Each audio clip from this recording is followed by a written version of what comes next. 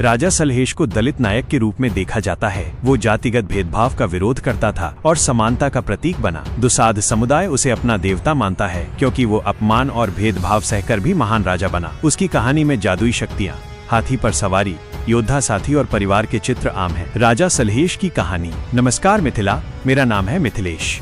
प्राचीन काल में इंद्रलोक की एक अप्सरा मायावती थी। एक बार वाक मुनि के श्राप के कारण उसे मृत्युलोक में जन्म लेना पड़ा। वो मंदोदरी के रूप में एक साधारण महिला बनी। एक दिन महिसौथा गांव के कमलदह तालाब में पुरैन के पत्ते पर उसे एक दिव्य बच्चा मिला। यही बच्चा राजा सलहेश बना। मंदोदरी ने उसे पाला और बाद में अपने 3 अन्य बच्चे भी जन्म दिए, 2 बेटे मोतीराम और बुधेश्वर तथा एक बेटी वनस्पति। सलहेश बड़ा हुआ तो अत्यंत पराक्रमी और जादुई शक्तियों वाला योद्धा बना। उसने महिसौथा में अपना राज्य स्थापित किया जो 14 कोस तक फैला। वो शैलेश पर्वतों का राजा कहलाया, जो अपभ्रंश होकर सलहेश हो गया। सलहेश ने कई युद्ध लड़े, तिब्बतियों के आक्रमणों को रोका और अपने राज्य की रक्षा की।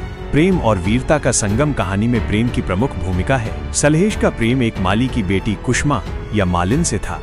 कुष्मा के साथ उसकी प्रेम गाथा बहुत प्रसिद्ध है। सलहेश फुलवारी में कुष्मा से मिलता है और दोनों का प्रेम अमर हो जाता है। इसकी याद में नेपाल के सिरहा जिले में सलहेश फुलवारी है, जहां आज भी फूल खिलते हैं। सांस्कृतिक महत्व। आज सलहेश की पूजा बिहार के दरभंगा, मधुबनी आदि जिलों में होती है। उनके मंदिर हैं जहां टेराकोटा मूर्तियां चढ़ाई जाती हैं। मिथिला पेंटिंग, गोदना शैली में उनकी कहानी प्रमुख विषय है। हाथी पर सवार सलहेश, उनकी रानियां दौना मालिन आदि, बाघ और योद्धा। ये लोक कथा सदियों से मौखिक रूप से चली आ रही है और दलित सशक्तिकरण की प्रेरणा देती है। सलहेश पराक्रम और प्रेम के साथ साथ सामाजिक न्याय के प्रतीक हैं।